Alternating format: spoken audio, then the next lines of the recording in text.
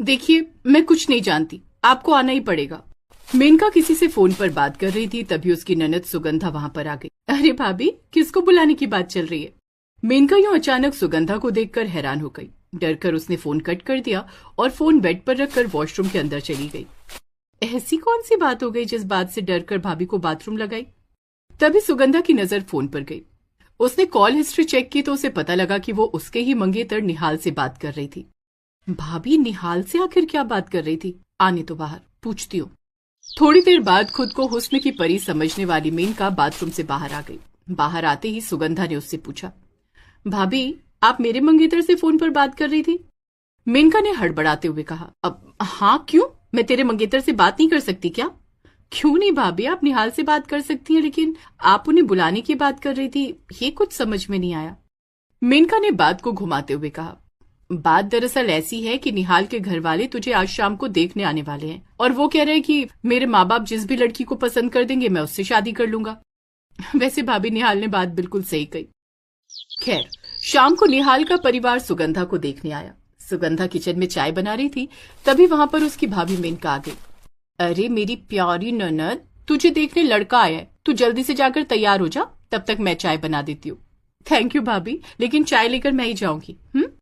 सुगंधा तैयार होने अपने कमरे में चली गई और मेनका ने चाय में बेहोशी की दवा डाल दी, वो भी सिर्फ एक कप में, और वो कप सबसे आगे रखा ताकि निहाल वही कप उठा ले। भाभी कैसी लग रही हूं मैं? क्या बात है सुगंधा, तुझे देखते ही निहाल बेहोश हो जाएगा, देख लेना। ये ले चाय नाश्ता लेकर जा, पर ध्यान रहे सबसे पहले निहाल को ही चाय देना। सुगंधा ने वैसा ही किया। खन्ना साहब, ये हमारी बेटी है जिसकी फोटो पंडित जी ने आपको दिखाई थी। अगर निहाल चाहे तो अकेले में जाकर बातचीत कर सकता है। हाँ बेटा निहाल, जाओ सुगंधा से अकेले में जाकर बात कर लो। चाय पीते पीते निहाल को थोड़ा सा सुरूर चढ़ने लगा। अरे नहीं नहीं, मुझे कोई बात नहीं करनी। अगर आप सभी को रिश्ता मंजूर है तो मुझे भी मंजूर है, अगर आप सभी को रिश्ता मंजूर नहीं है तो मुझे भी मंजूर नहीं है। इतने में वहां पर सुगंधा की भाभी मेनका आ गई और हाथ पकड़कर उन दोनों को अपने कमरे में ले गई। अरे क्या बच्चों की तरह शर्मा रहे हो तुम लोग? अब तुम दोनों चुपचाप बातचीत कर लो, कोई नौटंकी नहीं चाहिए मुझे। अगर कहो तो मैं चली जाती हूँ यहाँ से। अरे नहीं नहीं, आप यहीं रुकिए, वरना घर वाले क्या समझेंगे। मुझे आपसे कुछ भी नहीं जानना है। आप और आपका परिवार मुझे पसंद है। अगर आप मुझसे कुछ पूछना चाहते हैं तो पूछ सकते हैं। नहीं, मैं... निहाल कुछ बोलने ही वाला था कि तभी वो बेहोश होकर बेड पर गिर गया। भाभी ये क्या हो गया? आप तो शादी से पहले नर्स रह चुकी है ना? जल्दी देखिए, मैं भैया को बुलाकर लाती हूँ। किसी को कुछ बताने की जरूरत नहीं है, बस थोड़ा सा स्ट्रेस होने की वजह से बेहोश हो गया है। तुम ऐसा करो, चुपके से पानी लेकर आओ, तब तक मैं इसे देखती हूँ। सुगंधा चुपके से पानी लेने चली गई। इधर मेनका ने निहाल को अपने गले से लगा लिया। थोड़ी देर बाद जैसे ही सुगंधा अंदर आई, मेनका निहाल से अलग हो गई। ये लीजिए भाभी पानी। मेनका ने निहाल के मुंह पर पानी डाला, जिससे उसे होश आ गया। क्या करते हो होने वाले नंदोई साहब, होने वाली बीवी को देखकर ही बेहोश हो गए, कमाल है। निहाल और सुगंधा का रिश्ता तय हो गया और दोनों की धूमधाम से शादी हो गई। लेकिन मेनका की नजर निहाल पर ही थी। सुगंधा अब अपने ससुराल जा चुकी थी, लेकिन मेनका बार बार जानबूझकर सुगंधा को फोन करती रहती और सुगंधा से बात करने की बजाय वो निहाल से ही बात करने की जिद करती रहती। कैसी है हमारी ननद, ससुराल में मजा आ रहा है या नहीं? भाभी निहाल बहुत अच्छे इंसान है और इनका परिवार भी बहुत अच्छा है। मुझे यहाँ पर घर की कमी महसूस ही नहीं होती। ये तो बहुत अच्छी बात है। इसी बात पर मेरी बात नंदोई जी से कराओ, जरा उनकी भी खबर लेती हूँ। हाँ, अभी कराती हूँ। सुगंधा ने फोन निहाल को दे दिया। अब मेनका का ये रोज का काम हो गया। वो सुगंधा को फोन करती, लेकिन घंटों निहाल से ही बात किया करती। एक रोज मेनका ने अपनी सासू माँ और पति से कहा, सासू माँ 6 महीने हो गए, आपको अपनी बेटी की याद नहीं आती? और आप दिन भर काम में ही बिजी रहते हैं, आपको अपनी बहन की याद नहीं आती? हम लड़कियों के साथ यही होता है, शादी होने के बाद मायके वाले भूल ही जाते हैं हमें। ये कैसी बातें कर रही हो तुम मेनका? मैं भला अपनी बहन को क्यों भूलूंगा? अरे तो अब 6 महीने हो गए, अपनी बहन और नंदोई जी को यहाँ बुला लो, कुछ दिन यहाँ गुजारेंगे वो लोग। बहू ने तो मेरे दिल की बात छीन ली, मैं अभी फोन करती हूँ दामाद जी को। अपनी सासू माँ की ये बात सुनकर मेनका बहुत खुश हो गई और शाम को ही निहाल अपनी नई नवेली दुल्हन सुगंधा के साथ उसके मायके आ गया। घर की डोर बेल बजी। अरे आओ आओ, अंदर आओ तुम दोनों। अंदर जाकर निहाल अपने सास ससुर और बाकी परिवार वालों से मिला। अगली सुबह जब सुगंधा अपने कमरे में नहीं थी तो इस बात का फायदा उठाकर मेनका उसके कमरे में गई और उसकी साड़ी पहन ली। मैं सिर्फ नाम से ही नहीं बल्कि हुस्न से भी मेनका हूँ। तभी कमरे में सुगंधा का पति निहाल आ गया। उसने पीछे से मेनका को अपनी बाहों में भर लिया। सुगंधा, तुम इस साड़ी में कितनी प्यारी लग रही हो। मैं तुम्हें ये बताने आया हूँ कि तुम यहाँ आराम से रहो अपने परिवार के साथ। मैं आज निकल जाता हूँ, मुझे काम है। जाने की बात सुनते ही मेनका पीछे पलट गई। ये क्या कह रहे हो नंदोई जी?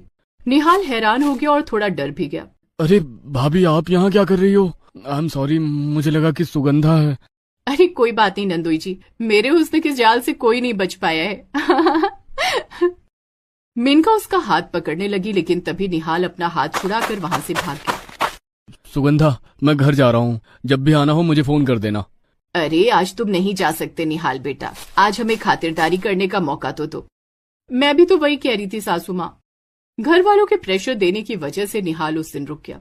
दिन भर अच्छे अच्छे पकवान बनाकर उसे खिलाए गए, लेकिन पूरा दिन मेनका उसे घूरती रही। रात हो चुकी थी। निहाल और मेनका कहीं गायब थे। भैया, मेनका भाभी कहीं नहीं दिखाई दे रही और ना ही निहाल। तुम्हारी भाभी मुझे कहाँ कुछ बताती है सुगंधा? तभी डोरबेल बजी। सुगंधा ने दरवाजा खोला। सुगंधा ने जो देखा वो देखकर उसके पैरों तले जमीन खिसक गई, क्योंकि निहाल और मेनका के गले में वरमाला पड़ी हुई थी। भाभी, निहाल, ये सब क्या है?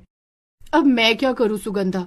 निहाल पर मेरी पहले से ही नजर थी। अगर निहाल की शादी तुझसे ना होती तो वो मेरे जाल में नहीं फंस पाता।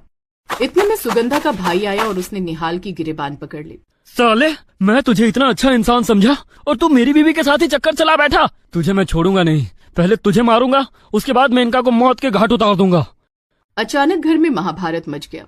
सारे लोग हैरान और परेशान हो गए। सुगंधा के भाई ने एक जोरदार तमाचा निहाल को मारा और वैसे ही निहाल की नींद खुल गई, क्योंकि वो ये सब कुछ सपने में देख रहा था। निहाल, क्या हुआ? तुम हाफ क्यों रहे हो? तुम्हारे चेहरे पर से पसीना क्यों टपक रहा है? कोई बुरा सपना देखा क्या? सुगंधा, लगता है मुझे तुम्हें बताना ही पड़ेगा।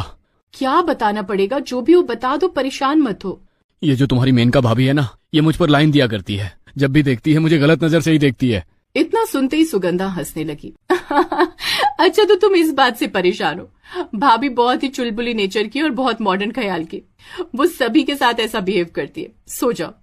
निहाल उसके कहने पर सो गया, लेकिन अगली सुबह जब बाथरूम के अंदर से निहाल टॉवल मांग रहा था, तब मेनका उसे टॉवल देने के बहाने बाथरूम में ही घुस गई। अरे छोड़ो भाभी, ये क्या कर रही हो आप? इतने नखरे मत दिखा। उन लोगों की बातें सुनकर सुगंधा और पूरा परिवार उसके कमरे में आ गया।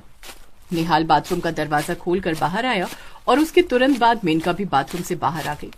सभी लोग निहाल को ही उल्टा सीधा बोलने लगे, लेकिन तभी बीच में सुगंधा आ गई। बस कीजिए आप लोग, मुझे निहाल पर पूरा भरोसा है, वो ऐसा कुछ नहीं कर सकते। मुझे भी मेनका पर पूरा भरोसा है। और सुगंधा, तुम अपनी इतनी अच्छी भाभी पर डाउट कर रही हो? भैया, कल रात में ही निहाल ने मुझे बताया था कि मेनका की उन पर बुरी नजर है, लेकिन मैंने रात में उस बात को इग्नोर कर दिया था। चलो निहाल, कोई तुम्हारा भरोसा करे या ना करे, मुझे तुम पर पूरा भरोसा है। इतना कहकर सुगंधा ने अपना बैग पैक किया और निहाल के साथ वहां से निकल गई। देखिए, इसमें ना ही मेरी गलती है और ना ही निहाल की। दामाद जी को लगा कि सुगंधा है, इसलिए उन्होंने मेरा हाथ पकड़कर अंदर खींच लिया। जैसे ही हम दोनों ने एक दूसरे का चेहरा देखा, चीख निकल गई और हम दोनों बाहर आ गए। उसके बाद आप लोग भी आ गए। मेनका को अपनी गलती का एहसास हो गया। उसने फोन करके निहाल से माफी मांग ली और उस बात को वहीं दबा देने के लिए कहा। उसके बाद ना निहाल यहाँ कभी आया, ना ही मेनका कभी अपनी ननद के घर गई।